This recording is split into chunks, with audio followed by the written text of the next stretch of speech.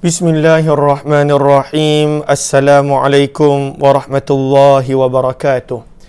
Bismillah, alhamdulillah, wassalatu wassalamu ala habibillah Sayyidina Muhammad ibn Abdillah wa ala alihi wa sahbihi wa mawala. Allahumma rabbi syrah lana sudurana wa yassir lana umurana wahlul uqdatan min alsinatina yafqahu aqwalana. Allahumma fakkihna fid din wa 'allimna at-ta'wil. Allahumma alhimna marashida umurina wa a'idna min syururi anfusina birahmatika ya rabbal alamin walhamdulillahi rabbil alamin. Alhamdulillah summa alhamdulillah. Apa khabar sahabat-sahabat semua? Selamat petang. Salam pertemuan dalam program Hamba Ilahi siri yang ke-178 bersama dengan saya Umar Aziz, di mana dalam program Hamba Ilahi kita akan berkongsi dan juga sama-sama membaca, mengambil pengajaran daripada kitab Al-Adhkar karangan Imam Nawawi rahimahullahu ta'ala. Moga-moga ada amalan yang kita boleh bawa dalam kehidupan seharian. Moga-moga ada manfaat yang kita boleh amalkan insya-Allah. Sebelum saya teruskan, saya nak raikan sahabat-sahabat yang berada di ruang komen terlebih dahulu. Ahlan Zimadun, Ummi Zayhadi, Maskana Abu Bakar, Samsarina Saifuddin, Fauzia Muhammad Yusuf, Yaya Lia, Rusnani Kiyah, Anas Sukaimi, Rukuma Yusuf, Arif Taib, Aminah Hitam, M. Nasir Harun, Muhammad Badrul Syam, Nura Mat Darus, Zahara Alias, Nuraha Manab, Aisyah Usman, Nurazia Mukhtar, Nadiah Nawawi, Hayati Yusuf, Hardi Suhaimi, kemudian Kamaria Harun Dikma, Zakiyah Muhammad Nin, Aini Osman, Galik Spirit, Nadiah Nawawi, serta Kak Langsu, Zahini Wahid, Syarina Osman, Nurul Hidayat, Sewiyah Atnan, Siha Cika, Aziza Izzah, serta Rosnah Syarif, Razali Muhammad Nurdi, Salabiyah Sa'ad, Hasiyah Nun, Syamsiah Saleh, Syafina Syarif, Nursiah Ismail, Laila Umar, Jalilah Baka, Ali bin Abi Talib, Wan Nasrah Wan Ismail, Ahlan, Zainun Hadi, Nurisah Wan Ismail, Rozana Aziz, Hajrah Zai, Syed Ahmad, Kamiza Muhammad Amil, Amida Rauda, Rodita binti Uthman, Mazna Ahmad, Anita Maizan, Zaila Muhammad Noh, Izzi Aish, Rani Idris, Azhar Halim, Marfu'ah Muhammad, serta semua sahabat-sahabat yang lain. Ahlan kepada semua. Waalaikumsalam warahmatullahi wabarakatuh. Kepada semua yang memberi salam, terima kasih. Kepada semua yang mendoakan. Pada siri yang ke-178 ini, kita nak sambung membaca, meneliti, mengambil pengajaran daripada muka surat 222. Muka surat 222 pada fasal permulaan surat. Muka surat, fasal permulaan muka surat. Namun sebelum kita mulakan, apa kata sama-sama kita perbetulkan dahulu niat kita. Moga-moga pertemuan kita adalah kerana Allah Subhanahu wa ta'ala. Nawaitu ta'alluma wa ta'lim wa tadhakkura wa tadhkir wa naf'a wal intifa' wal ifadata wal istifadah wal hatha ala tamassuki bi kitabillah wa sunnati rasulillah sallallahu alaihi wasallam wa du'ai ilal huda wa dalalati ala khair ibtigha'a wajhillah wa mardatihi wa qurbih wa thawabih. Amin amin ya rabbal alamin. Mohon jasa baik sahabat-sahabat yang belum share untuk bantu share, bantu untuk kongsi, bantu untuk sebar luas, tag rakan-rakan yang lain. Moga-moga lebih ramai yang beroleh manfaat, harapnya insya-Allah. Lalu mohon sahabat-sahabat tag ahli keluarga, rakan taulan dan juga teman, bantu untuk kongsi dan juga sebar luaskan. Pada fasal yang baru ini, tajuknya disebut sebagai fasal sunat mengucapkan Alhamdulillah ketika memperoleh sesuatu nikmat, ataupun menolak, kita dah sebut, tukarkan kepada terhindar. Lalu ketika mana kita beroleh sesuatu nikmat, sunat untuk menzahirkan rasa syukur Alhamdulillah. Bahkan ketika mana terhindar daripada perkara yang tak diingini, perkara yang tak baik pun digalakkan untuk mengucapkan Alhamdulillah. Sebab itu kata Imam Nawawi rahimahullahu ta'ala, kata Imam Nawawi, yustahabbu hamdullahi ta'ala inda husuli ni'mah aw indifa'i makruh. Kata Imam Nawawi rahimahullahu ta'ala, yustahab, sunat untuk mengucapkan Alhamdulillah, menzahirkan rasa syukur pada Allah. Waktu bila? Yang pertama, bila kita beroleh nikmat. Dan hakikatnya, kehidupan kita penuh dengan nikmat. Lalu, kadangkala sesuatu nikmat yang kita dah biasa perolehi menjadikan kita tidak menghargai. Namun, kalaulah pada waktu itu kita beroleh nikmat yang baru, lagi-lagilah dituntut untuk kita menzahirkan rasa bersyukur sekurang-kurangnya dengan ucapan Alhamdulillah. Sebab itu kata Imam Nawawi, sunat untuk mengucapkan Alhamdulillah ketika mendapat sesuatu nikmat atau terhindar daripada sesuatu perkara yang tak baik, makruh, perkara yang tidak disukai. Kata Imam Nawawi, sawa'un hasala dhalika li nafsihi aw li sahibihi aw lil muslimin. Sama ada dua benda tadi, mendapat nikmat, terhindar daripada musibah, perkara yang tak baik. Sama ada kedua-dua ini berlaku pada diri kita sendiri. Kita dapat nikmat, kita terhindar daripada musibat, maka pada waktu itu disunnahkan untuk mengucap Alhamdulillah. Kata Imam Nawawi, bukan sekadar diri sendiri. Kalaulah pada waktu itu berlaku kepada teman-teman, apatah lagi keluarga, ada teman dan keluarga kita dapat sesuatu nikmat, ucapkan syukur Alhamdulillah. Kita diajar untuk bergembira dengan kegembiraan orang lain. Bukan pada waktu itu kita nak dengki, nak hasad berkenaan tentang kejayaan orang lain. Sebab Nabi SAW ada menyebut dalam sepotong riwayat dan hadis, la yu'minu ahadukum, tidak akan sempurna iman salah seorang daripada kamu sehinggalah dia mencintai untuk saudaranya hatta yuhibba li akhi ma yuhibbu li nafsih. Seperti mana kita rasa bersyukur kita dapat nikmat, sahabat-sahabat, teman-teman kita dapat nikmat pun kena zahirkan rasa bersyukur. Seperti mana kita rasa bersyukur terhindar daripada musibah, sama juga kena pada waktu itu zahirkan rasa bersyukur apabila sahabat-sahabat kita terhindar daripada sesuatu musibah. Bahkan kata Imam Ghazali, ataupun kaum muslimin secara umum, kalaulah umat Islam pada waktu itu ada mendapat sesuatu nikmat secara umum, zahirkan rasa bersyukur. Kalaulah pada waktu itu umat Islam terhindar daripada sesuatu musibah secara umum, zahirkan rasa bersyukur. Kemudian kata Imam Nawawi rahimahullahu ta'ala, apakah dalil untuk perkara ini? Kata Imam Nawawi, rawaina fi sahih Muslim, kami telah meriwayatkan dalam sahih Muslim. Kata Imam Hafiz Ibn Hajar, riwayat ini bukan sekadar ada dalam riwayat Muslim, tetapi riwayat ini, riwayat 339, ada di dalam riwayat Bukhari. Sebab itu Hafiz Ibn Hajar ada menulis rahimahullahu ta'ala bagaimana beliau merasa hairan dengan Imam Nawawi tidak menyebut hadis ini adalah hadis riwayat Bukhari juga. Padahal Sahih Bukhari adalah sesuatu rujukan yang penting dalam bidang hadis. Maka kata Imam Hafiz Ibn Hajar, bahkan hadis ini muttafaqun alaih, adalah riwayat Bukhari dan Muslim. Lalu Imam Bukhari bawakan riwayat ini pada permulaan kitab tentang minuman, Kitabul Ashribah. Begitu juga hadis 339 ini adalah hadis riwayat Nasa'i. Lalu kita boleh tambah di situ Bukhari dan juga Nasa'i. Maka Abu Hurairah radhiyallahu ta'ala anhu berkata, pada malam Isra adalah perjalanan daripada Mekah menuju ke Baitul Maqdis. Perjalanan di bumi dikenali sebagai Isra. Perjalanan daripada bumi menuju ke langit bertemu dengan Allah pada waktu itu dikenali sebagai Mi'raj. Maka pada malam Isra, dalam Sahih Muslim ada riwayat yang menyebut bahawa peristiwa ini berlaku di tempat yang bernama Ilya, berhampiran dengan Masjid Al-Aqsa.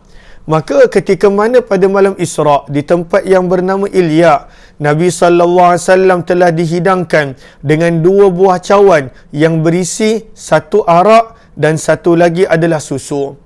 Maka riwayat ini berbunyi, anna an-nabiy sallallahu alaihi wasallam utiya lailah usriya biqadahain. Ada dua bekas minuman. Min khamar, satu berisi arak, walaban, dan satu berisi susu. Fanadhara ilaihima, maka Nabi sallallahu alaihi wasallam melihat kepada dua cawan tadi. Jibril bawakan dua cawan, satu berisi arak dan satu berisi susu. Maka Nabi sallallahu alaihi wasallam melihat kepada dua cawan tersebut. Dalam riwayat Muslim, pada riwayat yang lain ada penambahan di situ, yang mana ada riwayat yang berbunyi fa'alhamahullah, maka Allah telah mengilhamkan kepada baginda ikhtiyaral laban, untuk memilih susu. Allahumma salli ala sayyidina Muhammad kama lama arada subhanahu wa ta'ala min taufiqi ummatih. Maka Allah telah ilhamkan kepada baginda Nabi sallallahu alaihi wasallam untuk memilih susu berbanding dengan arak. Jibril alaihissalam bila nampak Nabi mengambil susu, tidak mengambil arak, dan Nabi minum susu tersebut, maka Jibril alaihissalam berkata kepada baginda Nabi sallallahu alaihi wasallam, alhamdulillahilladzi hadaka lil fitrah. Jibril berkata, alhamdulillah, segala puji bagi Allah. Kenapa? Sebab pada waktu itu Nabi tidak memilih arak. Kenapa? Sebab pada waktu itu Nabi membuat pilihan yang tepat.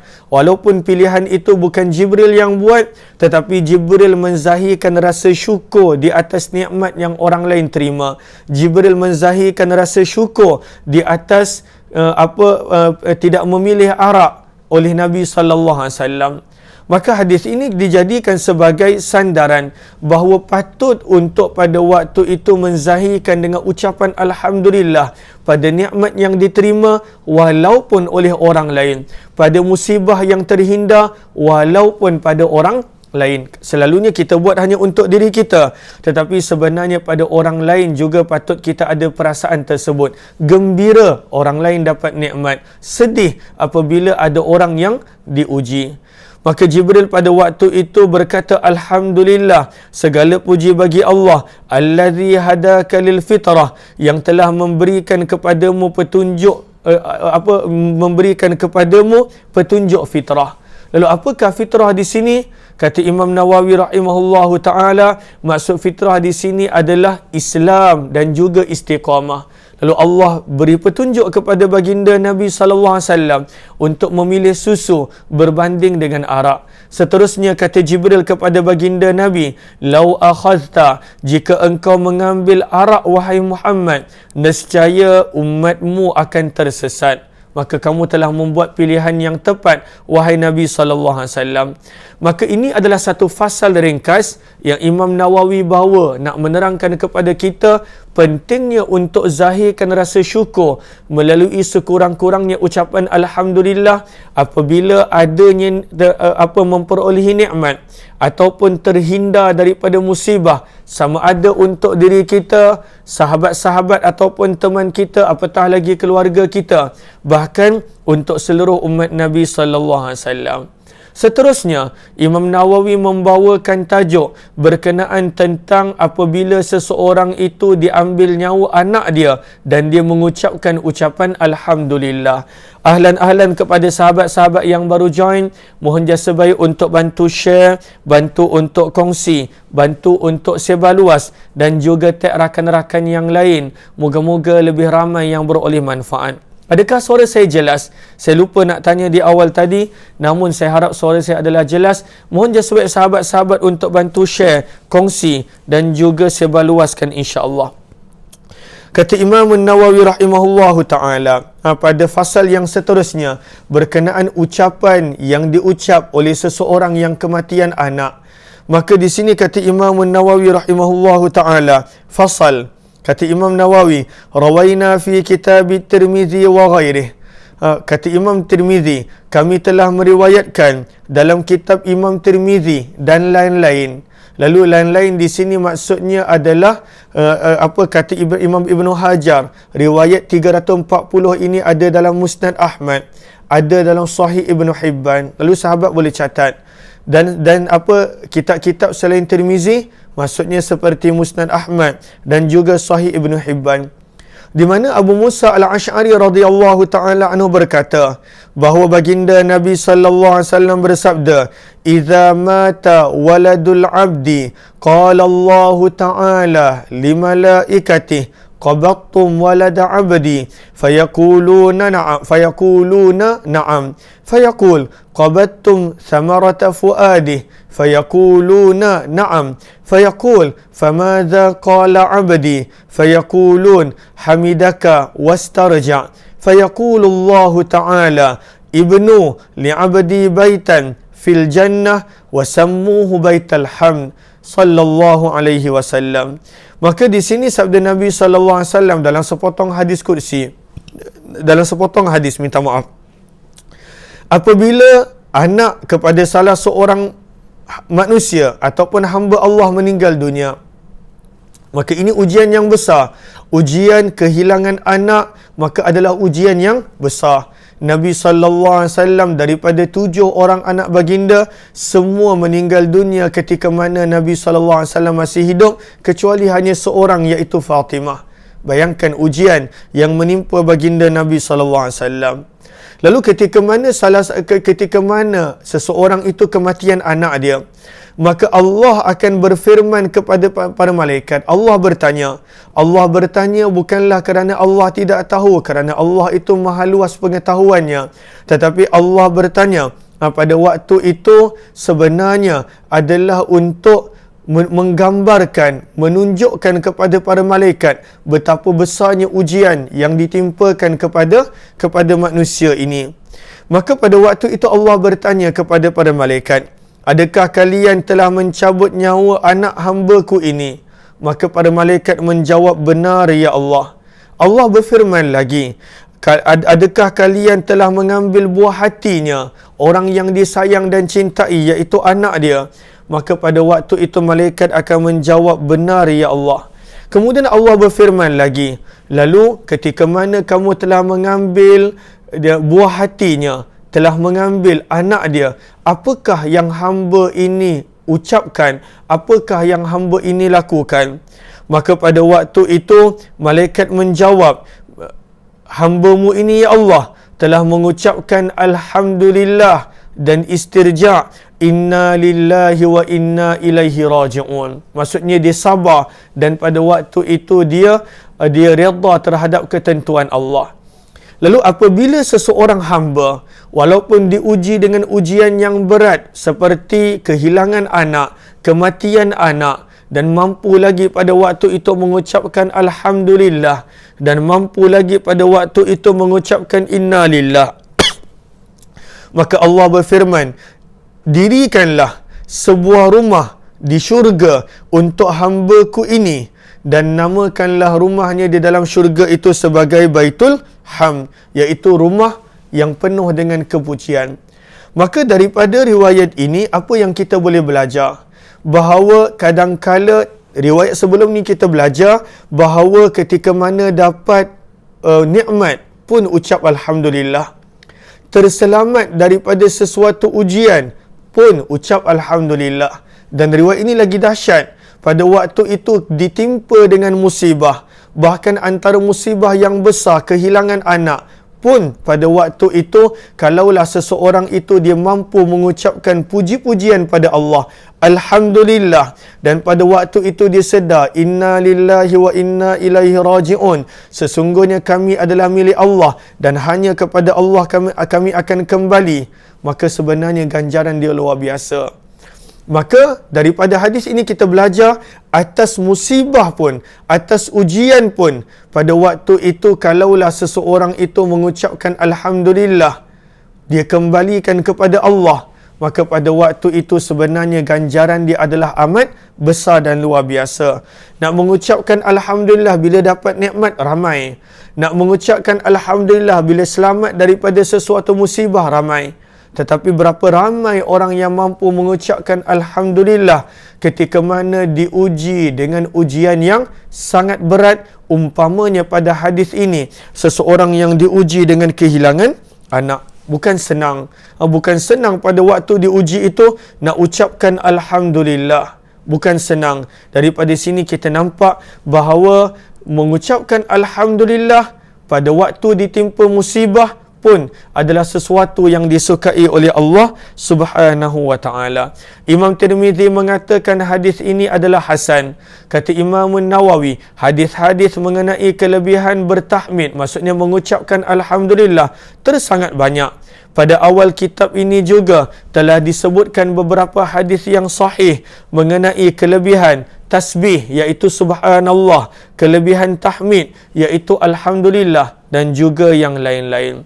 Seterusnya kata Imam Nawawi rahimahullahu ta'ala pada fasal yang terakhir pada muka surat 222 ini, kata Imam Nawawi rahimahullahu ta'ala, fasal pada cara nak mengungkapkan sumpah dengan lafaz-lafaz pujian kepada Allah dan pada waktu itu menyebut keseluruhan pujian. Apa maksud dia? Nanti bila kita baca kita faham. Secara ringkasnya adalah kalaulah seseorang itu dia bersumpah yang mana pada waktu itu dia akan puji Allah. Dia akan puji Allah, dia bersumpah dengan nama Allah, sama ada wallahi, billahi, tallahi dan sebagainya.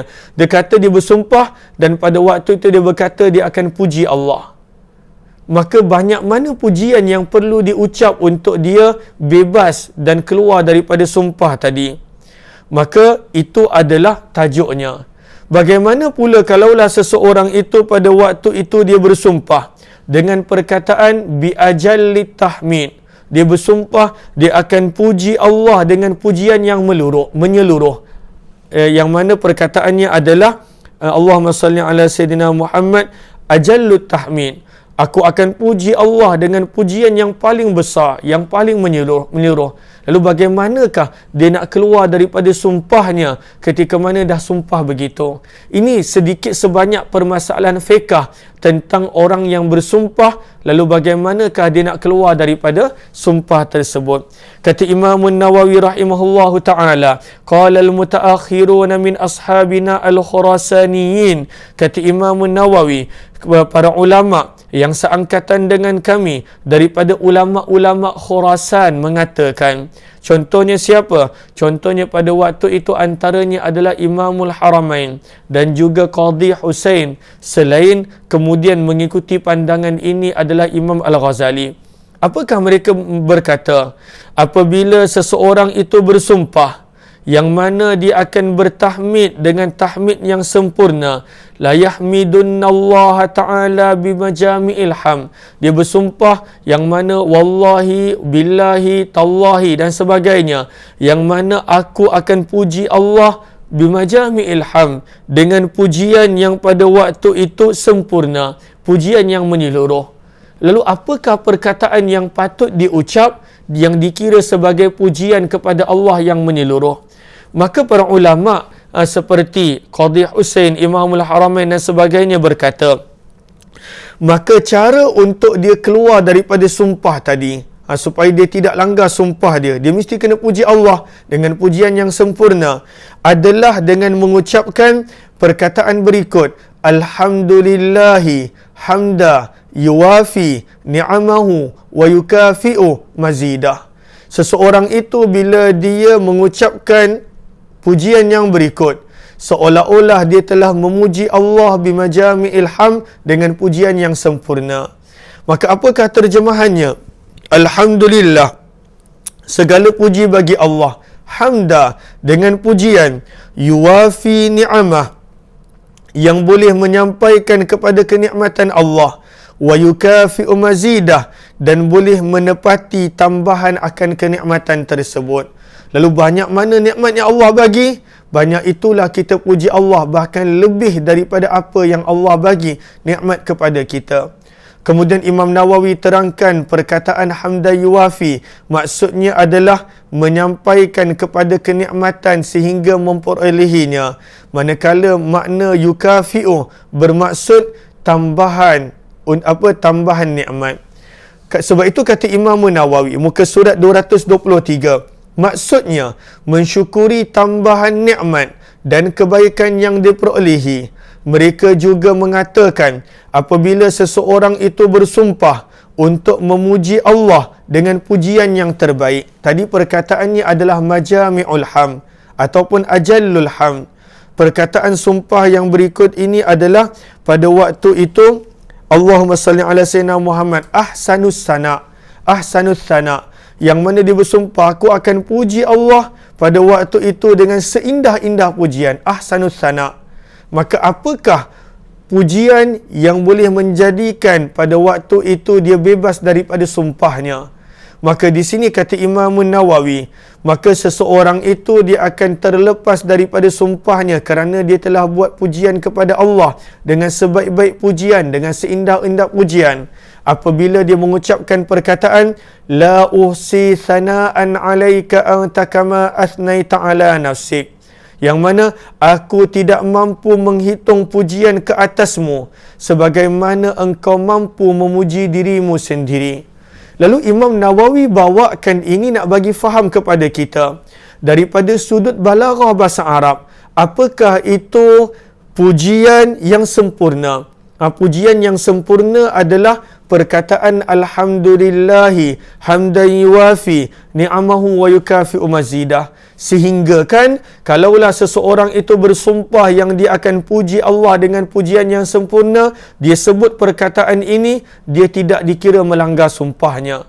Begitu juga Imam Nawawi bawakan perkataan yang berikut nak menunjukkan kepada kita daripada sudut balaghah bahasa Arab, ini adalah antara pujian yang pada waktu itu pujian yang mana indah, pujian yang luar biasa. Maka sebab itu kalaulah seseorang itu nak memuji Allah dengan pujian yang indah, maka dia perlu baca la usi thana'an 'alaika anta kama athnaita 'ala nafsik. Sehingga kan kalaulah seseorang itu pada waktu itu dia bersumpah yang dia nak puji Allah dengan pujian yang paling indah, dia baca perkataan itu, dia dikira tidak melanggar sumpahnya. Kemudian kata Imam Nawawi, sebahagian daripada para ulama menambahkan di bahagian akhir dengan perkataan falakal hamdu hatta tarda. Lalu sebab itu kita digalakkan bila berdoa, mulakan dengan pujian-pujian ini.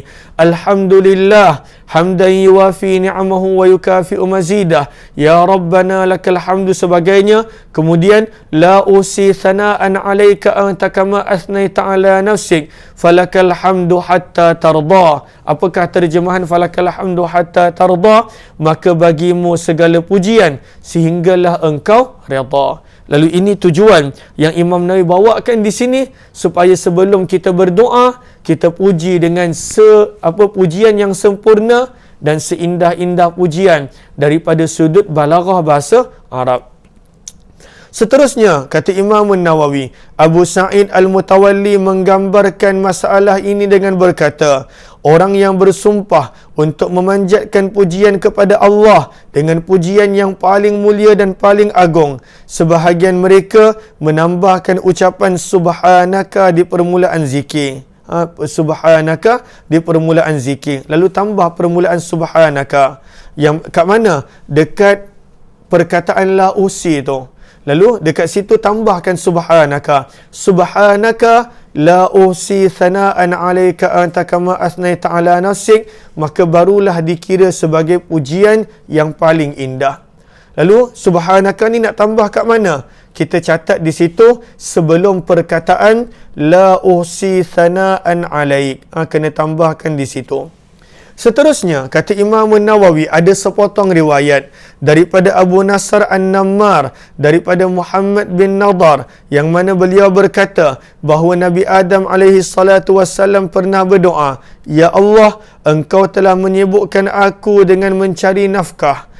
Oleh itu, ajarkan aku sesuatu yang boleh menjadi segala bentuk tasbih dan tahmid. Satu doa yang mana pada waktu itu boleh merangkumi segala puji-pujian pada Allah Subhanahu wa taala. Maka pada waktu itu Allah Subhanahu wa taala berfirman kepada Nabi Adam, Ya Adam, wahai Adam, idza asbahta fakul thalatha wa idza amsayta fakul thalatha. Yang mana Allah perintahkan kepada Nabi Adam, wahai Nabi Adam, apabila kamu berpagi, maka ucapkanlah sebanyak 3 kali. Dan apabila kamu berpetang, maka ucapkanlah sebanyak 3 kali. Nak ucapkan apa? Alhamdulillahi Rabbil Alamin. Hamdan yuwafi ni'amahu wa yukafi'u mazidah. Yang mana terjemahannya kita boleh nampak di situ, segala puji bagi Allah Tuhan semesta alam, dengan pujian yang pada waktu itu menyampaikan kepada kenikmatan, dan juga dengan pujian yang menepati penambahan nikmat dan kebaikan. Lalu daripada sini kita nampak bahawa Imam Nawawi menggalakkan bila seseorang itu nak memuji Allah, maka gunakan perkataan ini, Alhamdulillahi Rabbil Alamin, hamdan yuwafi ni'amahu wa yukafi'u mazidah, dan seterusnya. Kemudian, Subhanaka la uhsi thana'an 'alaika anta kama athnaita 'ala nafsik, falakal hamdu hatta tarda. Kerana perkataan-perkataan ini daripada sudut balaghah yang mana dikira sebagai pada waktu itu pujian-pujian yang sempurna. Lalu betul pujian ini ada kita sebut bila kita mula baca awal doa, betul. Tapi daripada mana dalilnya? Daripada mana catatannya? Lalu di sini kita belajar daripada kitab Al-Adhkar. Semestinya banyak amalan yang mana kita dah biasa buat kerana kita belajar daripada nenek moyang kita. Kita belajar daripada amalan yang terdahulu. Bahkan kita dah anggap biasa. Macam contoh, benda-benda ni kita dah anggap biasa. Sehingga kita tak anggap pada waktu itu ianya pujian yang sempurna. Sebab mungkin bagi kita daripada sudut terjemahan dia biasa. Kita kalau boleh nak puji Allah dengan pujian yang jarang kita dengar, dengan doa yang jarang kita dengar. Tetapi sebenarnya Allahumma salli ala sayyidina Muhammad, Imam Nawawi bawakan ini sebenarnya nak menunjukkan kepada kita kenapa orang dulu, kenapa kita pada waktu itu bila doa, mulakan dengan doa-doa ini, kerana daripada sudut terjemahan ianya adalah pujian yang sempurna dan pujian yang pada waktu itu sangat baik, memuji Allah Subhanahu wa taala. Lalu daripada sini kita belajar daripada catatan Imam Nawawi rahimahullahu taala. Maka di sini kata Imam Nawawi pada riwayat ini, fadzalika majami'ul hamdi wat tasbih, maka menyebut alhamdulillahi rabbil alamin, hamdan yuwafi ni'amahu wa yukafi'u mazidah, maka itulah sumber segala tahmid dan juga segala tasbih. Sumber maksudnya dia punya core, dia punya asal, dia punya kekuatan puji-pujian itu adanya pada perkataan ini. Kita akan masuk kitab yang keempat insya-Allah esok, iaitu kitab berselawat kepada junjungan baginda Rasul sallallahu alaihi wasallam. Terima kasih kepada sahabat-sahabat yang bersama, kepada yang kali pertama jemput join Telegram channel Kuliah Umar Aziz, kepada sahabat-sahabat yang mana berkelapangan jemput pada malam ini jam 9 malam di Telegram channel Kuliah Umar Aziz. Mohon sahabat bantu sharekan juga apa nama Telegram untuk yang nak join daripada sudut perkongsian kisah para sahabat Nabi sallallahu alaihi wasallam. Kepada sahabat-sahabat yang mana kali pertama join, mohon jasa baik bantu share, kongsi dan sebar luas. Jika ada yang ingin untuk membuat pembelian kitab Al-Adhkar, boleh sahaja tekan link yang berada di ruang komen insya-Allah. Terima kasih semua. Wabillahi taufiq wal hidayah. Assalamualaikum warahmatullahi wabarakatuh.